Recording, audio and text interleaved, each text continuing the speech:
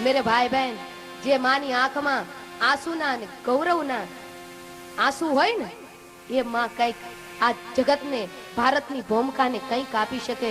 બાકી માય જેની વેવલી હોય, માં જેની ડરપોક હોય, તમારા બાળકોને ખાસ કરીને એટલું કહું, તમારા બાળકોને ડરાવજો નહીં, નિડર બનાવજો. કારણ કે ગીતાજીના 16મા અધ્યાયના પહેલા શ્લોકનું જ પ્રથમ સૂત્ર છે. ભગવાન શ્રી કૃષ્ણે અર્જુનને કહ્યું કે અર્જુન અભય થઈ જા.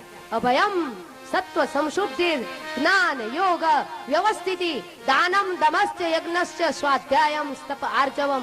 અર્જુન અભય થઈ જા. તમારા બાળકને ડરાવવું હોય ને તો એટલું કહેજો, બેટા ડરવું હોય તો માત્ર એટલું ડરજે, પાપથી ડરજે, પ્રભુથી ડરજે. બાકી આ જગતની અંદર કોઈની હેસિયત છે, કોઈની તાકાત છે કે આપણને કોઈ ડરાવી શકે?